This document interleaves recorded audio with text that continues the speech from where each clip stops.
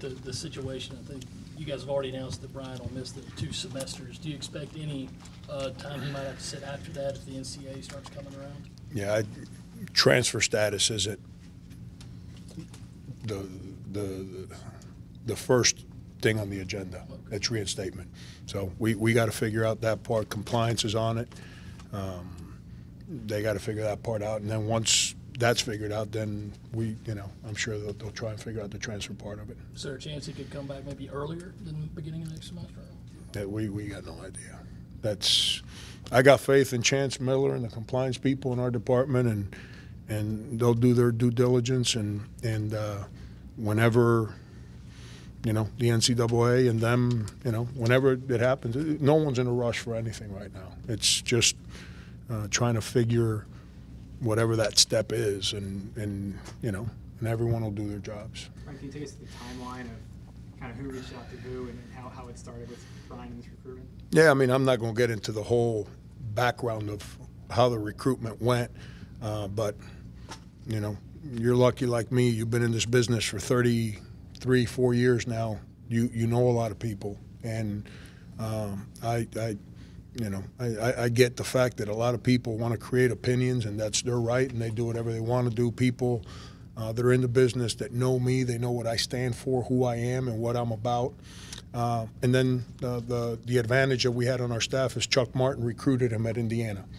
So there was a relationship there with him and the young man and the family, which allowed us to have a little background as to who they are as people.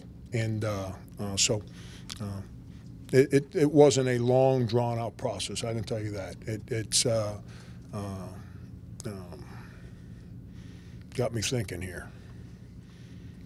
Probably second, third week of December, somewhere in there, is when the whole thing got started. Frank, did you have to kind of say, whoa, hold on a second, what, are we going to go through with this just because of what Brian is alleged to be involved with?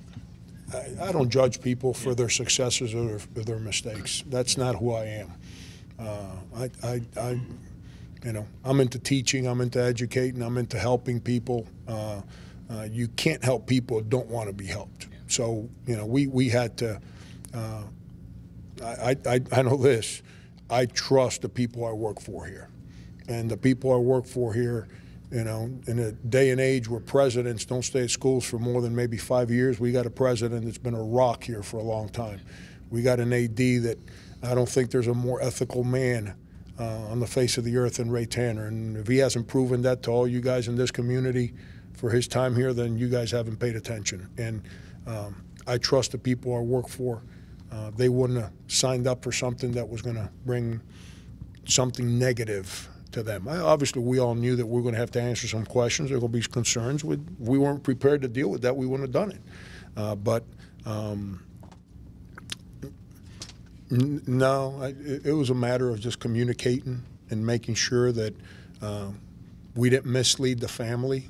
And one day they'll get to speak, and whenever that day is, you guys can ask them. But I know they were misled by a bunch of schools since all this started, what was it, early November or whatever. But I'll let them speak. I don't want to speak on their behalf. Was there any assurances were you given that this investigation wasn't going to be a problem for you guys moving forward with Brian? I think compliance is in charge of all that. I mean, I've read that whole case, every page, every paragraph, every sentence, so I know what the case says. But I believe I'm not very good with English. I'm good with some words you guys don't like, but basically the way it's been expressed to me is that the young man has been cleared by the FBI. I don't know if that's the right English or not, but I trust in the people I just mentioned, Chance Miller in compliance, Ray, Dr. Pastides. If we thought in any way that young man was still being investigated by the FBI, we probably don't do this. What were your initial, trepidations in starting this, and what subsided those? There you go with those words. Say that again. As far what were your initial, was there a concern going in, and what I guess subsided those concerns? Yeah, the concerns was to make sure that the legal part of it was not, the kid was not in the middle of legalities. We felt that he's not, and based on what the FBI put out, that's what everyone understands. You know, so because once the legal part's out of the way, then it becomes an NCAA matter. NCAA matter, we don't rule on it, but we can manage and figure out internally here. You know, we felt that the legal part of it is to the side, and we didn't feel that way. We would not have moved on it. Right, can he practice with you guys right away? Yeah. He didn't practice today. He's been running around. All of you that are Gamecocks, getting his Carolina card and all that other stuff, and getting himself situated. So putting a schedule together, the whole thing, all the stuff that every first semester guy goes through. But he'll probably be on the court tomorrow. Is he excited about this? Yeah, man. It's an unbelievable kid that obviously, listen, we all got a chapter in our life that we're not comfortable with. And the best part about life is when you can go on to the next chapter and start enjoying life again. All he wants to do is be a college kid. He just wants to be a college kid. He wants to enjoy, wants to be a teammate. It's all he's ever done. And I'm excited for him. You know, when we had the conversation that we had admitted him and that, you know, our leadership was going to stand up and fight for reinstatement, that kid almost started crying. You know, it's a wonderful family. The young man is just incredible, and I'm happy for him. When you see joy in an 18-year-old's face, you know, as a person that cares about people, it makes you feel good. What's the timetable on that application for reinstatement? Is there a hearing, or have you been given any assurances on that? We're in no rush. It's not like we have to reinstate him to clear him by, you know, February 1st. There's no rush, man. He just wants to be part of a team. He wants to be in college. He wants people that are going to believe in him and fight for him. We signed up for that. And Chance Miller and the leadership of our university they'll take those steps. And, you know, he just got on campus, so it's not like there's been in-depth conversations with our leadership about what you're asking, about the whole reinstatement. What we know, we wouldn't have signed up for it if we didn't think he was going to eventually go back on the court, you know. But in the meantime, we're giving the kid an opportunity to move on with his life and grow and just, you know, enjoy life, man. It's, you know, it's at that age, the last whatever months it's been, 3-4 months, that I'm sure that hasn't been fun for him. Coach, from a basketball perspective, what do you think he will bring to the program? Yeah, I mean, he's an unbelievable player. I mean, I watched him play in high school. I watched him play summer ball. And you can actually put him at point guard if you wanted to. That's, you know, he's multi-skilled, great team player. He's not one of these guys that just plays for himself. He plays with teammates. He's humble, very talented, very offensively, very gifted, can really shoot, really pass. You know, he's in that 6'7", 6'8" range. He's good. He's a very talented player. And the best part about the whole thing is how humble he is and how much he wants to be a teammate. It's not about, let me take a platform to make myself look good. He just wants to be a part of something, and that's I know that he'll fit in great in the locker room. You obviously have expectations for your players outside of basketball. In your conversations with him, did you find that he not only accepted it, but he almost absorbed it? Yeah, it's who he is, right? It's who he's been his whole. All you got to do is speak to people that have been a part of, the real part of his life. And there's not one person that gives you any negative vibe about him. I mean, I'm not going to give you details. He's a 3.5 student at Louisville. You know, it's you look at his high school career. He was an unbelievable student. His teachers, his coaches raved about him. He's a big-time kid. I mean, is he going to make mistakes as a 19-year-old? You know, a year from now, of course he is. Just like you did, and just like I did. Shoot, I still do it. You know, but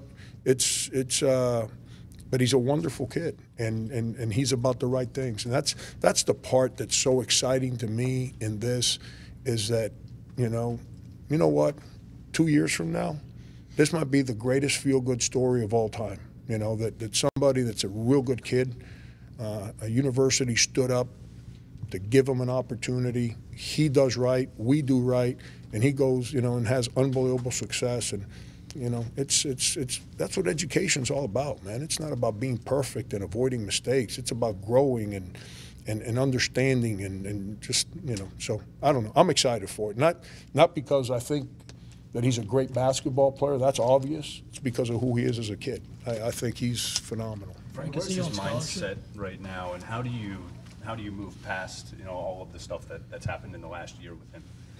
Yeah, I mean, I wasn't a part of it, so he doesn't have to worry about. And from what the information I have, neither was he.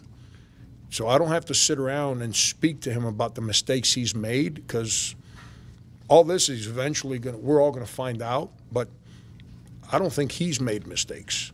You understand what I'm saying? And so, but we'll talk. It's part of the growing process. We'll talk about everything and help him move forward. You know, the biggest mistake we all make in life, and it's the way kind of life works right now, which is frustrating, is we want to persecute and create opinions on people that are part of something that wasn't right. And then we all dwell on the mistake rather than, okay, man, he made a mistake. There's repercussions in life when you make mistakes, or you're a part of whoever makes a mistake. And you pay your debt to society and you move on, man. And, you know, we're trying to, I'm into moving forward. I'm not into going backwards. I'm not into being in neutral. I'm into going forward. And my excitement for him is the joy I see in his face, that he feels that he's a part of a school that's willing to believe in him and stand up for him and fight for him. And I see the joy in his face as soon as I told him that we'd be willing to get on his side on this. Frank, is he on scholarship this semester? Yeah. Frank, you talked about kind of his willingness to be part of a school and a college and everything like that. So this might come across as dumb, but just you've assured that he's not going to go to the draft, you know, in June.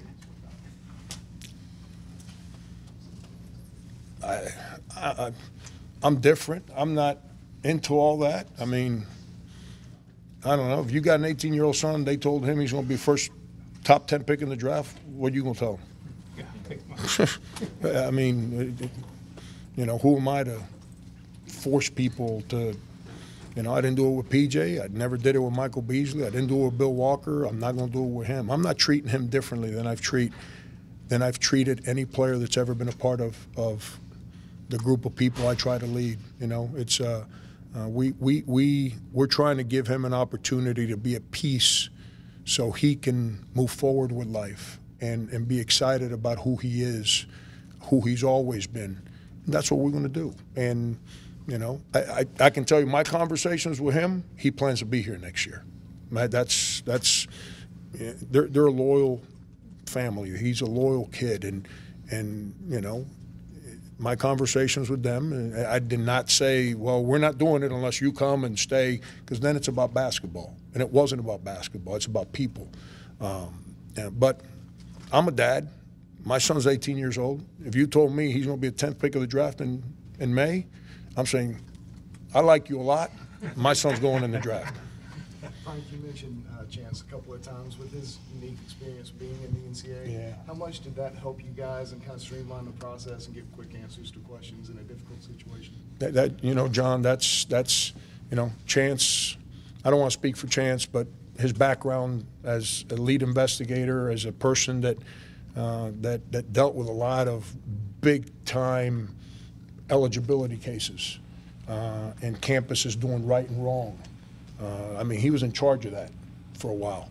And to have him on our side, he's not going to lead us into problems. On the contrary, he knows where the potholes are at. He knows, you know, the difference between hitting a pothole and getting caught in a sinkhole. And if he didn't feel good about this, Coach Tanner wouldn't have signed up for it, and I wouldn't have signed up for it. That's the kind of faith that we have in him and the way he runs his department.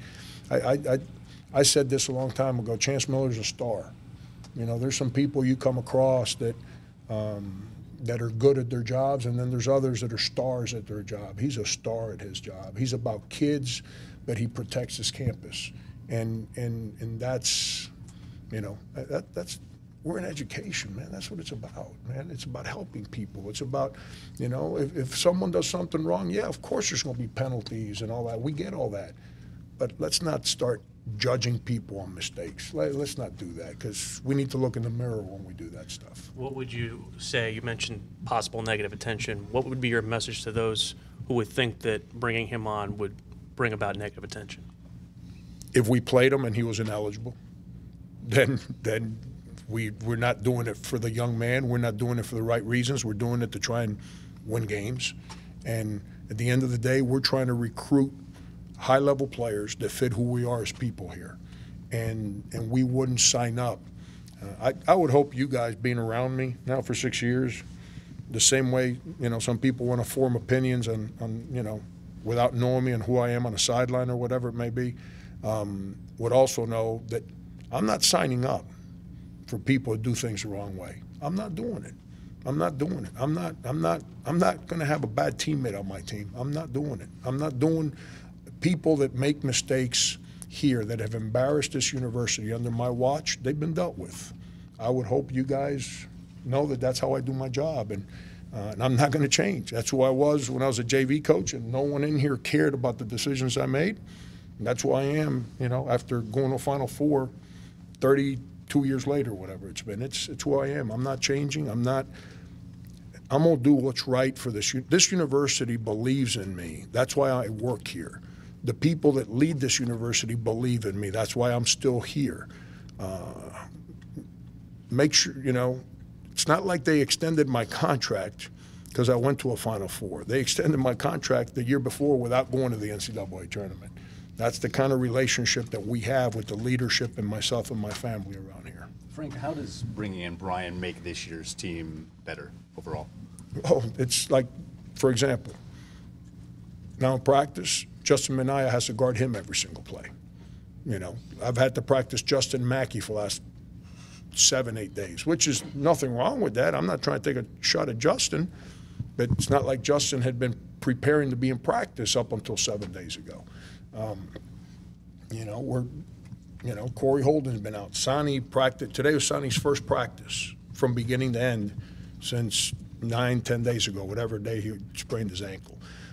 You know, you get another real good player on the court. It means that you know, now when you prepare in practice, you're preparing against that level of a player, which is important. But he doesn't know what we do, so it's going to take time for him to understand the, you know, our concepts and terminology and things of that nature. Frank, what's his basketball life been like over the last semester? Yeah, he obviously wasn't able to practice at Louisville. What's he been doing? And is he almost as excited to get back on the court in a competitive situation as he is just to be admitted? Yeah, John, you know, that's, I don't want to speak for Louisville. I don't work there. I don't know why they did. Well, none of my business. That's not my problem. But that's the biggest thing. That's been his biggest void, is that he hasn't been a part of a team. And, you know, and the fact that this university is willing to stand up and believe in him so he can move forward, and that he now has a locker room where he can go in and get dressed and go in and lift weights and go practice, which he's done his whole life, brings a peace to him. It gives him the ability to kind of see a little light, that, you know what, there's some light there at the end of the tunnel. I'm around people that are going to give me a chance and fight for me, and I'm going to be able to go back to just being a college kid and play basketball and pursue the dream that I, you know, had in place, you know, up until, in November, whatever. There was something early. I keep saying early November because that's when Louisville decided they were not going to reinstate him. If I'm not mistaken, I don't quote me on that. I think that's what it is. But, you know, so he's excited to move forward. And you know, kids that are 18, 19 are simple, man. Their lives are simple. They just they're not trying to complicate their life, man. They just want to do things that their peers do, and that's just be one of the guys. And you know, I'm sure he'll be at the women's game today. I'm sure he's going to be ecstatic that he can walk around and have guys around him that are his teammates, and he's just one of the guys again. You know, I'm sure that'll be a lot of fun for him. In terms of this Saturday's game, what does Georgia do so well that's made them successful this season? Yeah, Mark Fox doesn't get enough credit for the job he's done at Georgia. I mean, you know, it's what he's done at Georgia is unbelievable. I can tell you this, in my 10 years of coaching, that's the one team that we can never get them to play out of character. They've won some, we've won some, but we never get them out of character. We can't ever get them to speed up and play differently than he wants them to play. And that's Mark. That's how his teams are. That's why every one of our games, whether it was 2 years ago where they beat us 3 times or it was last year when we beat them both times, all our games are like just rock fights because we don't get out of character, neither do they. So both teams play through their strengths, which ends up meaning that, you know, the games are going to end up that way. And but, you know, Mayton's real good. All his guards all played last year, so they have experienced guards. Obidi has developed as a 3-year starter to now, you know, he's a lot more aggressive offensively, not just rebounding and defending. They've got 2 high-level freshmen in Claxton and then number 20, a young man from Georgia, I can't remember his name right now, Hammonds. Those 2 guys are 2 high-level freshmen that are both in that 6'8", 6'10" range. So they're good. That's why they you know, they've played so well. That's why they've won the games that they've won. You know, at Marquette, or, you know, and so.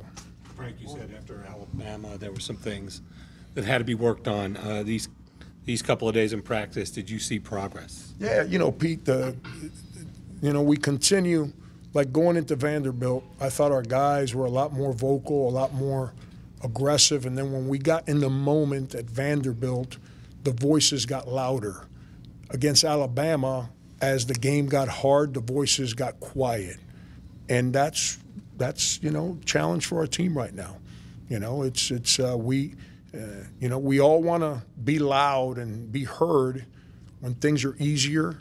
And when things get hard, then, you know, it takes someone with a lot of confidence and courage to stand up, and we're trying to get that out of the guys right now. And that's where our biggest struggle as a team right now is that when you end up in a difficult part of a game, we get very quiet.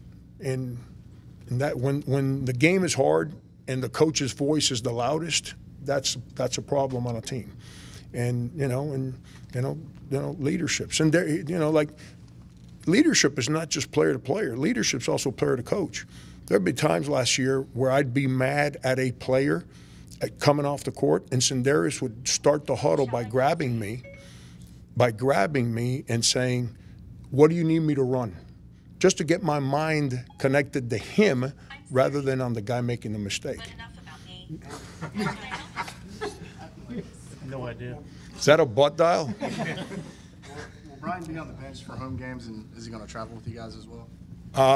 No, he can't travel. Okay. That's part of the transfer part of it. Since we don't know, he can't travel. But him and Rakim will both be on the bench for home games, and but neither one will travel with us when we go on the road. No Rakim Felder questions. We're allowed to ask. None. None. I mean, I've been asked.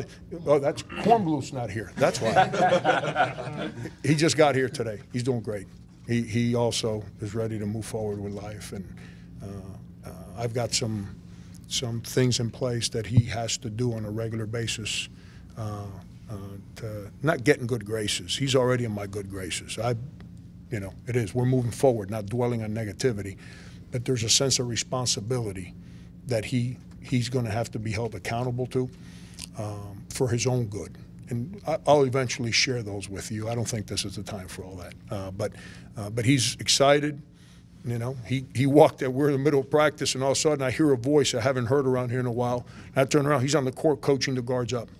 You know, we missed that. Is he going to be allowed to practice around the gym? Yeah. He's cleared. I could play him tomorrow if I wanted to. If I wanted to put him in, we need a point guard. Like, I can use his personality and I can use a point guard. It's not the right thing to do. Not the right thing to do. You know, if we lose and you guys are mad all year because we didn't win enough games, you know, and everyone, you write the stories and social media is blowing up that Frank, you know, he doesn't know what he's doing, he's dumb. It's all right, man. Get that line. Like I told our players the other day, there's a line of people that don't think I'm any good and don't like me. The good thing for me is that I don't have a line. I have an army of people that believe in me.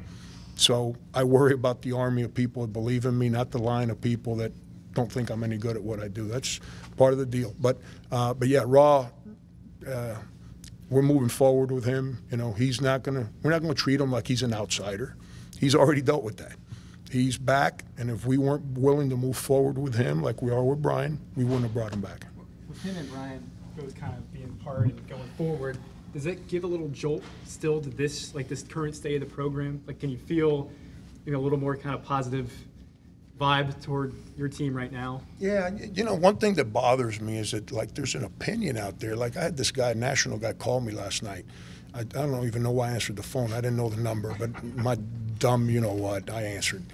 And you know, there's an opinion, like he said, well, you know, you guys are having a down year. I said, stop. We've won 10 games. Down year. I've been a part of a down year. You don't win 10 games in early January and you're having a down year. So it's, you know, people that want to complain that there's no excitement about our team is because they don't pay attention, you know. And, you know, I'm not trying to be a smart aleck to you. I'm just telling you the truth. And I'm not consumed with people being excited about our team. I'm consumed with our players being excited about our team. And those guys are. And when you add the personality and the toughness of Rakim Felder to your practices, the leadership qualities that he has, and a young man like Brian, the talent that he is, it's going to make our team better, which is what matters to me. And, you know, and people don't think that our team is any good. That's their right. They want to have the opinion that we stink, and they have whatever opinion they want to do. It's no skin off my back. They said that last year in the middle of the season. You know, I wonder where those guys are at right now.